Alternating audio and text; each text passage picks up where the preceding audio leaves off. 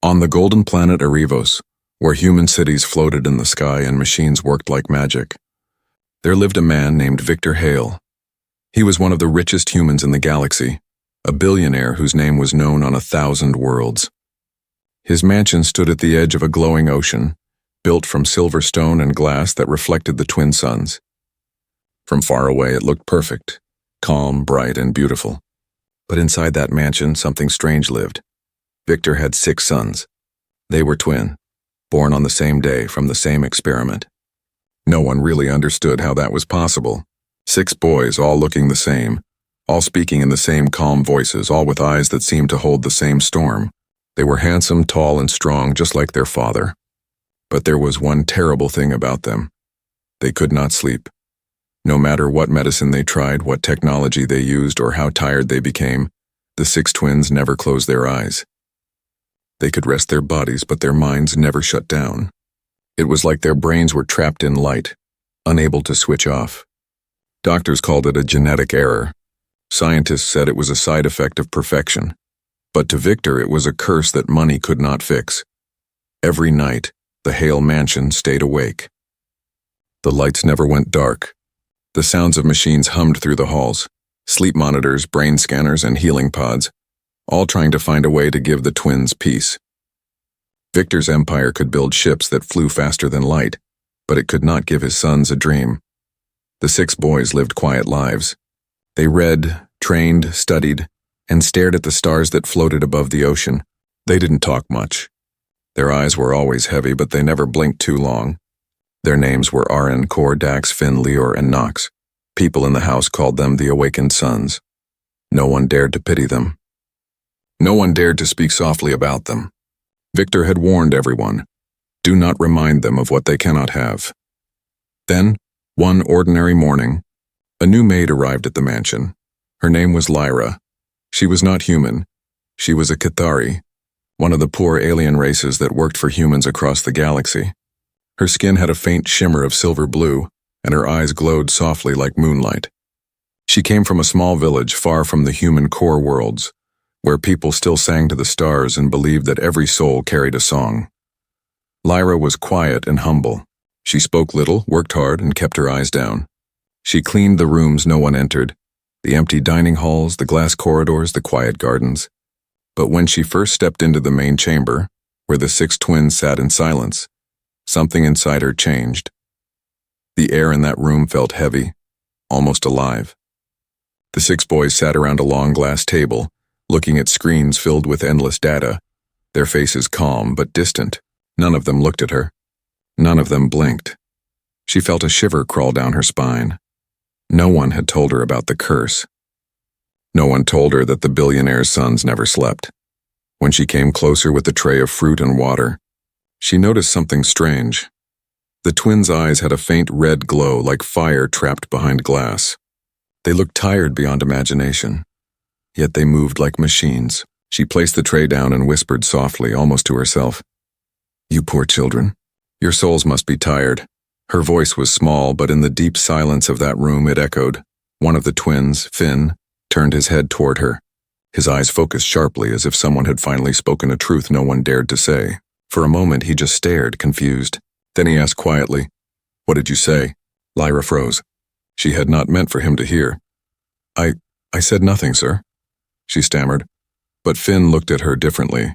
His brothers turned their eyes toward her too, and for the first time all 6 pairs of eyes met hers. It was like standing in front of 6 mirrors, each reflecting the same silent question, "Who are you?" Lyra quickly bowed and stepped back, her heart racing. She felt something, and a pulse of energy, soft and strange, coming from the twins. It wasn't evil. It wasn't cold. It was lost. That night, as she cleaned the halls, Lyra couldn't stop thinking about their faces. 6 perfect boys built by science, trapped in a world without dreams.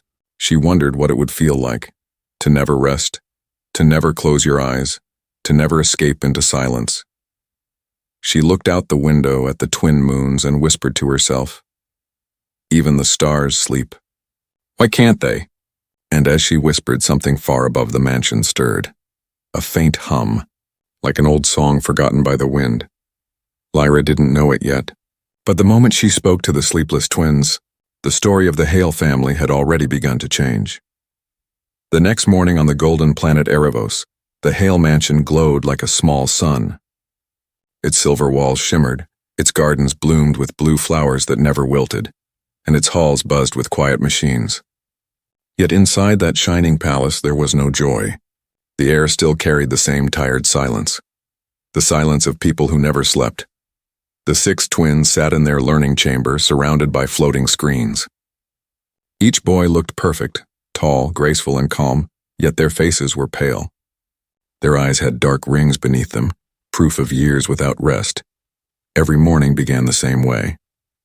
The house system played soft music to calm their nerves. A group of doctors checked their vital signs, adjusting their wrist monitors. And every day, billionaire Victor Hale watched from behind a glass wall. He hoped, foolishly, that today would be different. But it never was. One doctor shook his head. Their brain activity never slows down, sir. They live in full wakefulness. No sign of dream patterns. Victor clenched his jaw. Increase the sedative levels. We've tried, sir, the doctor said quietly. Any higher and it may harm them. Victor turned away, his reflection flickering in the glass. He hated weakness, but the sight of his sons, 6 versions of himself trapped in endless wakefulness, felt like punishment. The twins never complained. They never asked for mercy, but deep inside they all longed for the same thing, silence. A moment when their thoughts would stop chasing each other. That afternoon, Lyra, the new maid, returned to clean the learning chamber. She moved slowly, trying not to disturb anyone. Yet as she passed, she felt their eyes following her. 6 pairs of glowing eyes, silent but curious. She could feel their exhaustion like heat in the air. It made her chest tighten. She had served many humans before, but never ones who carried such emptiness inside. When she set down a tray of silver cups, one voice broke the silence. You are not afraid of us, said Finn, the twin who had looked at her the day before. Lyra froze for a second, then looked up carefully. Why should I be afraid, sir? Finn tilted his head slightly. His brothers watched in silence, as if one mind spoke through many bodies. Everyone fears us. Even Father. He fears what we might become, or what we already are. Lyra blinked, unsure how to answer. You are his children, she said softly. How could a father fear his own sons? Another twin, Dax, spoke. His voice was calm but tired. Because we are not natural. We were built, not born. Lyra's heart ached. She remembered her village, where mothers sang to their children under silver trees. No machine could create that kind of peace. She wondered what kind of life these boys had, if they had ever been hugged, or if every touch they knew came from cold hands and glass machines. She took a breath and said gently, Even if you were built, you are still alive. The stars were built too, and yet they shine. The room went quiet again. The twins stared at her, trying to understand her words. No one had ever spoken to them that way before. Not like test subjects, but like living beings. Then, for a brief moment, one of them, Lior, smiled. It was small and weak, but it was real. Lyra felt warmth rise in her chest. It was the first human emotion she had seen in that house. But outside the chamber, Victor Hale watched through the cameras. He saw the maid talking, saw his sons listening, and felt something sharp inside. Anger mixed with fear. He didn't want anyone to get close to them. He had spent years protecting their secret. He ordered the AI security system, tracked that maid's movements, record all her speech. Yes, sir, the system replied in a cold voice. That night the mansion lights stayed bright as always. The twins sat on their beds, their eyes open. They listened to the sound of the ocean waves outside the glass walls. Finn whispered to his brothers. Did you hear what she said? That even stars are built and still shine? Kor sighed. Beautiful words. But beauty doesn't help when your eyes can't close. Then faintly they heard something, a voice from far down the corridor. Lyra was humming. It was soft, low, and full of feeling. It wasn't in human language. The tune rose and fell like waves. The sound slipped through the vents past the machines into their room. For the first time, the twins felt something strange. Their minds slowed. The noise inside their thoughts softened. Finn blinked, his heart racing. What is that sound? He whispered. It's her, said Lior. The maid. The music stopped after a moment, but its echo stayed. The twins sat silently, their eyes half closed, breathing slow and deep. And that night, for the first time in their lives, One of them, Finn Hale, blinked, sighed.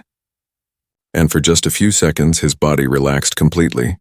He didn't know it yet, but that small moment, that single breath of peace, was the beginning of something that would change the Hale family, and maybe even the fate of humankind itself. The mansion of Victor Hale was built to silence emotion. Its walls hummed with quiet machines. Its floors gleamed with silver light, and its air smelled like sterilized perfection. Yet after that strange night, a soft hum of something new floated through the halls, something warm and alive. For the first time in years, one of the 6 Hale twins had almost slept. The scientists couldn't explain it. The doctors argued, checking his neural scans again and again. Finn Hale had not entered full sleep, only a few seconds of brainwave slowdown, but it was more than they had ever seen. Victor Hale stood in the lab, staring at the data on the screen. What caused it? He demanded. No sedatives, no machines, the head scientist replied nervously. It happened naturally. Maybe a sound stimulus. We detected a faint vibration pattern. A vibration? Victor frowned. From where? The scientist hesitated. From the lower quarters, sir, around the Maid dormitories. Victor's eyes narrowed. The alien Maid, he muttered. Lyra. That morning, Lyra moved quietly through the corridors, cleaning and sweeping. She didn't know anyone was watching her through hidden cameras. She was humming again, the same tune she sang the night before. It was soft and full of sadness, a melody from her homeworld. The Cathari, her people, had a gift. They believed every living being carried a soul tone, a vibration that connected heart, mind, and body. When someone lost harmony, a Cathari could use their own voice to help realign that frequency. It was not science. It was not magic. It was song energy. Lyra had promised herself never to use her gift on humans. In the big cities, humans did not believe in such things. They called it superstition or alien nonsense. But when she saw those 6 tired boys, those sleepless eyes that begged for peace, something deep inside her heart had awakened. She didn't plan to help them. She simply couldn't stop herself. Later that day, she was called to the main chamber. Victor Hale stood waiting, his expression unreadable. Around him, doctors and guards stood in a circle. The 6 twins sat silently watching. Lyra, Victor said in a calm, cold tone. Last night something unusual happened. My son nearly slept. The sensors picked up sound vibrations from your area. You will repeat what you did, Lyra froze. Sir, I don't understand. You will sing, Victor interrupted. Right now, her heart raced. She looked around. All eyes were on her. She wasn't sure what would happen. If she sang and failed, they might punish her. If she sang and succeeded, they might fear her. But she remembered Finn's tired face and she gathered her courage. I will try, she whispered. The room went silent. Even the machines paused. Lyra closed her eyes and began to hum. At first it was only a faint vibration, a slow rhythm that moved like air through glass. Then her voice deepened, smooth and low, carrying a melody not made for human ears. It was ancient and full of life, a Cathari lullaby, once sung to calm the storms of her world. As she sang, the lights in the room dimmed. The air shimmered faintly, as though invisible waves passed through it. The twins' breathing slowed. Their faces relaxed. Victor's eyes widened as 2 of his sons, Finn and Leor, slowly closed their eyes. The heart monitors on their wrists showed something no one had seen before, dreamwave patterns. For 3 minutes, the impossible happened. The boys slept. When Lyra stopped, they woke up gently, blinking in confusion. Finn whispered, I saw something, a light, and I wasn't afraid. Leor nodded, tears in his eyes. I dreamed, Father. I dreamed, the scientist gasped, recording everything. Victor stood speechless. His hands trembled slightly in something he would never admit. Lyra bowed her head, whispering, It is not me, sir. It is their souls. They were calling for peace. Victor's face hardened again.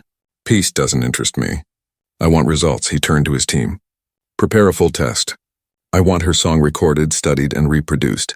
Lyra felt fear rise inside her. They wanted to turn her gift into data, a tool for profit.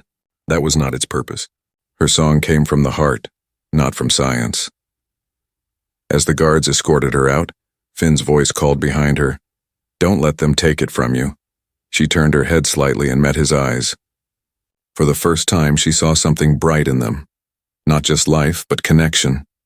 That night, locked in her small room, Lyra pressed her hand to her chest and whispered an old Cathari prayer. May the soul song never be caged. May its light never be stolen.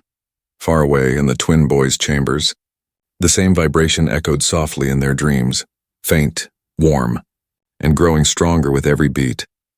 None of them knew it yet, but Lyra's voice had touched something deep inside their genes, something that science had hidden and fear had silenced. And soon, that secret would no longer stay asleep. The night after Lyra's strange song, the Hale mansion no longer felt silent. The air vibrated faintly as if the very walls remembered her voice. The 6 twins sat quietly in their rooms, replaying the feeling of those few peaceful minutes, the first real rest of their lives. They didn't know how to describe it. They had dreamed of light, warmth, and a voice that called their names. For the first time, they had felt alive. But while the twins felt wonder, Victor Hale felt something else. Fear. He had built his empire on control. Every part of his life, every inch of his world was measured and predictable. Yet a poor alien maid had achieved in minutes what his best scientist couldn't in 15 years. It made him feel small, and men like Victor Hale did not accept feeling small. At sunrise, the mansion's meeting chamber filled with people, scientists, military officers, and Victor's personal advisors. Holographic screens floated in the air, showing graphs of brain activity, sound frequencies, and dreamwave recordings. One scientist spoke nervously. "Sir, the alien maid's voice interacts with bioneural frequencies. It's beyond human ability."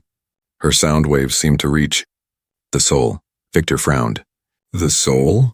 We are not running a fairy tale. Explain in terms of data." "Her singing activates a hidden pattern in the twins' DNA," the scientist replied. "We think it's linked to the alien code used in their creation. Her species might be the key." The room went silent. Victor's heart pounded. For the first time, he realized his son's curse wasn't a flaw. It was a lock. And Lyra's voice was the key. He turned toward the guards. "Bring her to the laboratory. I want every note of her song recorded, every vibration mapped. If this works, we'll replicate it. We'll control it." Lyra was brought to the lab under the bright lights of morning. Her eyes darted around, frightened. The room was filled with machines, glass walls, and dozens of cold stares. Victor stood before her, calm and sharp as ever. "You did something remarkable," he said. "You gave my sons rest. You'll do it again for science." Lyra swallowed hard. "Sir, it's not science. It's harmony. My people—" "Spare me your alien poetry," Victor snapped. "Your voice will save my sons. You will sing when I tell you to sing." She looked at him for a long moment, sadness in her eyes. "You think you can command peace," she whispered. "But peace listens only to truth." Victor ignored her words. He ordered the scientist to attach sound readers around the room. Dozens of glowing devices pointed toward Lyra like eyes. The twins were brought in next. They looked uneasy, their wrists covered in small monitors. "Father," Finn said quietly, "please, don't treat her like a machine." Victor's gaze hardened. "She is the machine that will fix you." Lyra's heart ached at the coldness in his tone. Still, she closed her eyes and began to hum. Her voice rose slowly, soft and pure. The machines hummed in reply. The graphs began to dance. Once again, the air shimmered, the same strange glow filling the room. The twins' eyes softened. Their breathing slowed. One by one, they began to drift into sleep. The scientists whispered in awe. "It's working again. But the frequency is changing. It's growing stronger." Suddenly, one of the glass panels cracked. The lights flickered wildly. The air seemed to bend like invisible waves pressing against it. Lyra gasped and stopped singing. The sound vanished and silence fell. The twins awoke, but their eyes were different. They glowed faintly gold, not red. "What did you do?" Victor demanded. Lyra's voice trembled. "They are awakening." That night, Victor sat alone in his private chamber, watching recordings of Lyra's song on repeat. His mind raced. He didn't believe in destiny or magic, but he believed in power, and he could see it in that alien maid's voice. If her song could heal his sons, it could also reshape minds, calm nations, maybe even command armies. The thought thrilled and terrified him. He pressed a button on his desk. "Activate Project Echo," he ordered. Begin building a sound weapon using her frequencies. Yes, sir, the AI replied coldly. In her small room, Lyra sat by the window, staring at the twin moons. Her throat still hurt from the forced singing. She whispered softly, "They will twist the song until it breaks." Behind her, a quiet knock came at the door. It was Finn. He stepped inside, eyes filled with worry. "He wants to use you, Lyra. You must leave before he turns your gift into something dark."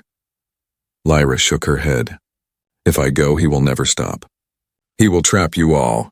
I must find another way." Finn looked at her with a strange expression, half fear, half admiration. "Then let me help," Lyra smiled sadly. "You already have. You listened." She placed her hand gently over his heart.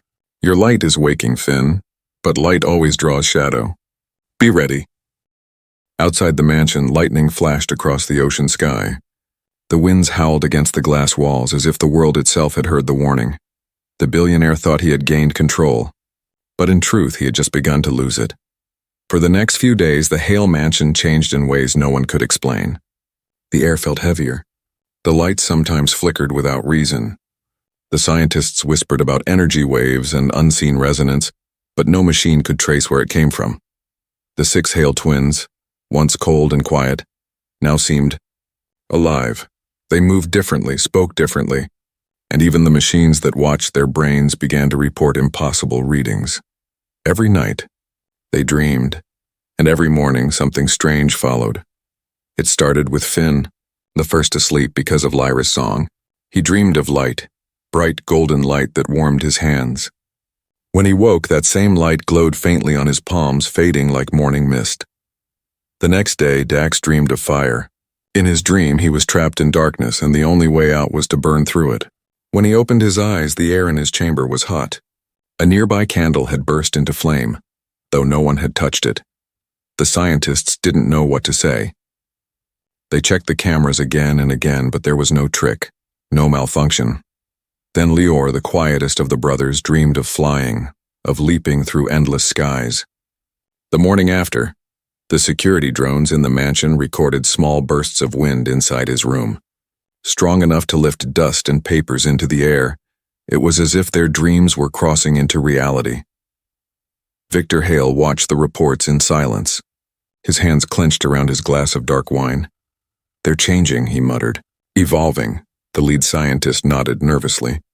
"Sir, their minds may be accessing something we don't understand. The alien frequencies from the Maid song could have unlocked dormant genes in their hybrid code." Victor turned sharply. "Dormant genes? You told me the Cathari DNA was stable." "It was," the scientist said quickly. "Until she sang. Her voice may have reconnected their alien side." Victor's voice grew low. "Then we'll control it. Whatever this is, we'll make it ours." But deep inside, even Victor felt the growing unease. The mansion's systems were glitching. Power spikes came at random. Sometimes, in the dead of night, he swore he could hear faint whispers echoing through the halls. Voices that sounded like his son's, but not quite human. Lyra noticed it too. The twins' eyes had changed color, and from red to gold. Their movements were sharper, faster, almost electric. When she looked at them, she could feel the energy moving around them like invisible waves. She realized then what had truly happened. Her song hadn't cured them. It had awakened them. That evening, she went to the archives, the forbidden section of the mansion. Her alien instincts told her that answers hid there. She moved quietly through the dark hall lined with glowing data cubes. After hours of searching, she found a folder marked Project Genesis Hybrid 6. Inside, she saw files stamped classified, DNA Experiment 01. Her breath caught as she read the truth. Victor Hale had not only used human DNA to create his sons. He had stolen Cathari genetic material from Lyra's own people. The file explained that the twins were designed to merge human logic with Cathari energy resonance, making them superior beings. But the experiment had failed because the alien half could not rest. Without dreams, the alien energy stayed locked, unable to balance itself. That was why they couldn't sleep. Lyra covered her mouth, trembling. "He used our souls," she whispered. She realized her song had reconnected what science had broken. The twins' alien energy was now awake, alive, and growing stronger each day. If it wasn't guided, it could consume them. Suddenly, the lights flickered. A loud crash echoed from above. The ground shook. Lyra ran toward the twins' chambers. When she entered, her heart froze. The 6 twins stood in the center of the room, their golden eyes glowing like suns. Objects floated around them, chairs, tables, even the metallic walls, held up by unseen force. Energy swirled around their bodies, alive and wild. "Stop," Lyra cried. "You're losing control." Finn turned to her, his voice shaking. "We can't. It happens when we wake. It's like our dreams are still here." She could feel it. Their minds were connected, feeding into each other, their power echoing in harmony. If it continued, the mansion might not survive.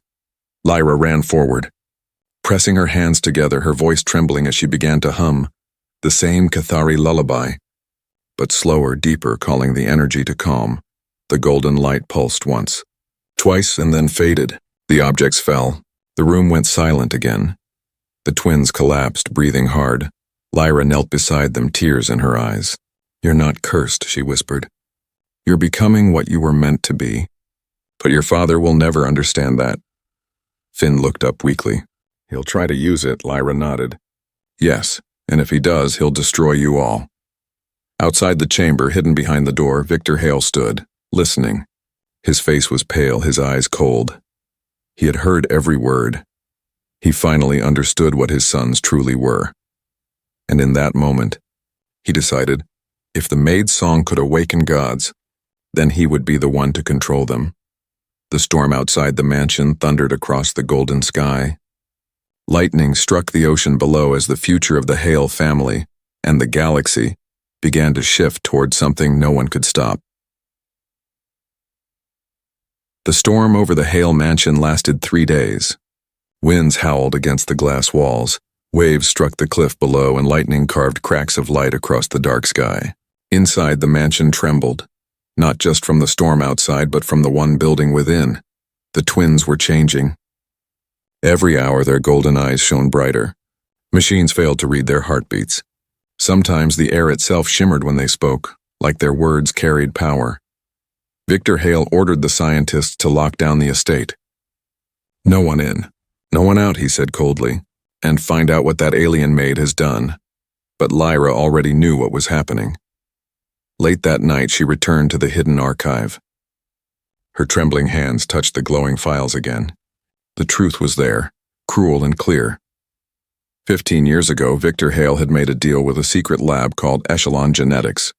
They promised him something no one else could give: perfect heirs. Strong, intelligent, emotionless, capable of running his empire without weakness. But perfection needed power. To build it, Echelon had stolen Cathari DNA, the same life energy that flowed in Lyra's veins. The Cathari were a peaceful people who believed the universe was made of living energy, soul light. They used song to connect with it, to balance it, but Victor and his scientists had used that same energy to create life without harmony. The result was the 6 twins, half human, half Cathari. Machines in human skin. The price of their creation? Eternal wakefulness. The alien half of their souls had never been allowed to rest. Without dreams, their energy had twisted inward, restless, unstable, dangerous. Lyra sank to the floor, her hands shaking. "No wonder they couldn't sleep," she whispered. He broke their balance. Then she saw one more file: Genesis Protocol, Emergency Termination Sequence. Her heart froze. It explained that if the twins lost control, the system could trigger a full shutdown of their neural cores. In other words, kill them instantly. Victor had planned it all. Even their lives were bound to his control. Suddenly, a cold voice echoed behind her. "Looking for something, Lyra?" She turned. Victor Hale stood at the doorway, a thin smile on his face. Behind him, guards held glowing rifles. He stepped closer, calm but dangerous. "I warned you to stay out of things you don't understand." "I understand enough," Lyra said, her voice trembling but firm. "You used my people's essence. You trapped your sons between life and death. You wanted gods, but you made prisoners." Victor's eyes hardened. "I made perfection. And now I can fix it, if you cooperate." Lyra shook her head. "You cannot fix what was never broken. They don't need control. They need freedom." "Freedom?" Victor laughed coldly. Do you know what freedom looks like when it has the power to destroy worlds? My sons could end nations in their sleep. You think I'll risk that? Lyra stepped forward. You're not afraid of destruction, Victor. You're afraid of losing control. For a moment, silence filled the room. Lightning flashed across the glass, painting Victor's face in pale blue light. Then he said softly, You're right. I don't trust freedom. I trust results, and I'm about to get them. He gestured to the guards. Take her to the containment wing. She'll sing for me one last time, and when she does, we'll unlock their full potential. Lyra was dragged away, but she didn't fight.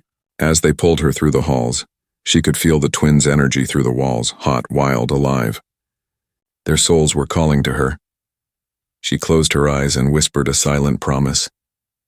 I will bring you peace, my children of light. Even if it costs my own. That same moment in their chambers, the twins awoke in unison. Their golden eyes glowed fiercely. Finn felt it, her pain, her fear, echoing inside his chest. She's in danger, he said. Dax clenched his fists. Father is going too far. Aaron looked toward the window, his voice low and steady. Then it's time we stop being his experiment. As they stood, the room brightened with energy. The walls vibrated. Machines short-circuited. Alarms screamed through the mansion. In the control room, Victor watched the screens flash red. What is this? He shouted. Energy surge, I'm coming from your son, sir, a scientist cried. Victor turned toward the windows and his breath caught. The twins floated above the floor, surrounded by golden light, their bodies glowing like living stars. Lyra's song had not just awakened them, it had reborn them. Down in the containment wing, Lyra felt the tremor in the air. She smiled through her tears. They're remembering who they are. A guard grabbed her arm roughly. What's happening? What are they doing? Lyra looked up, her eyes glowing faintly with silver light. Dreaming, she whispered. Something you humans forgot how to do. The floor cracked beneath her as a burst of golden light exploded through the mansion, not from violence, but from awakening. Victor Hale stared in awe and terror as the walls shook, his empire trembling with the weight of truth. He had wanted perfect sons, but what he had created were beings that could no longer be owned. And at that moment, as the mansion filled with blinding light, the hidden truth finally awakened, and it could no longer be silenced. The Hale mansion no longer looked human. Golden light filled its halls, glowing from every wall and window. Metal bent and reshaped itself as if obeying invisible commands. The storm outside had gone silent. The clouds hung still, frozen in place as if time itself held its breath. In the center of it all, the 6 Hale twins stood together. Their eyes burned with golden fire. The air around them shimmered and hummed with power. For the first time in their lives, they felt whole. But peace did not come with awakening. They could feel their father's control, the hidden code buried deep in their minds, the Genesis protocol, and still trying to command them, still trying to turn them into his perfect creations. We can't hold it much longer, Dax said, his voice shaking as the walls cracked around them. The system's fighting us. Finn clenched his jaw. Then we fight back. In the underground lab, Victor Hale stood before the main control panel, his face pale but determined. The scientist screamed as sparks flew from broken machines, but Victor didn't move. His hands hovered over the glowing keyboard. Activate termination sequence, he ordered. Sir, that will kill them, one scientist cried. Victor's voice turned cold. Then let it. I'd rather bury them than let them become monsters. He entered the final code. The mansion lights flickered red, but before the command could complete, the screen shattered with a single pulse of golden energy. The twins had cut the signal. Victor stumbled back, stunned. Impossible. Then a voice echoed through the mansion's speakers.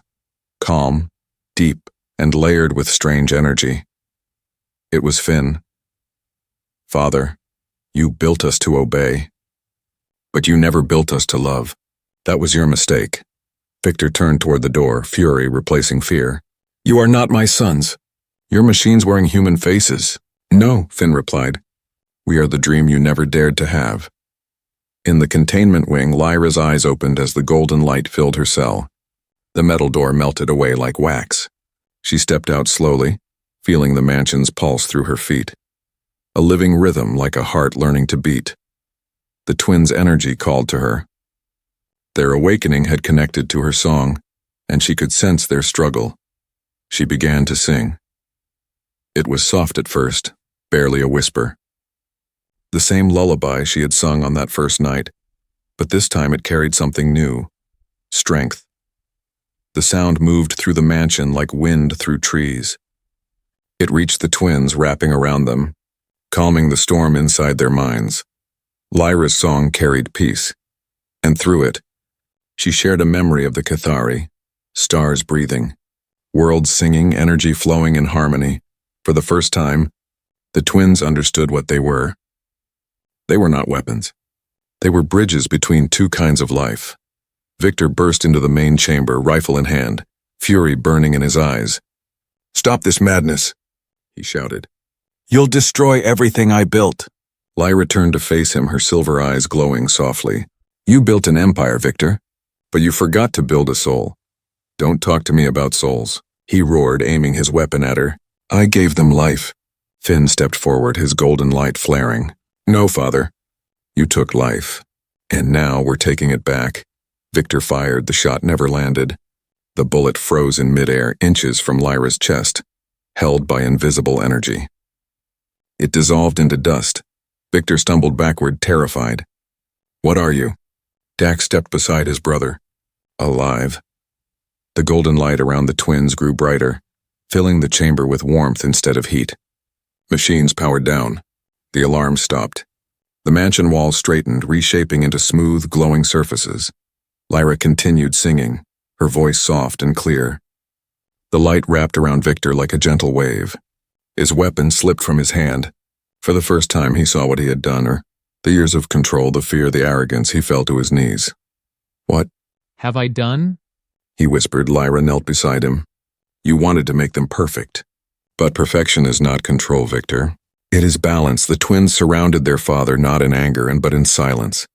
Finn placed a hand on Victor's shoulder.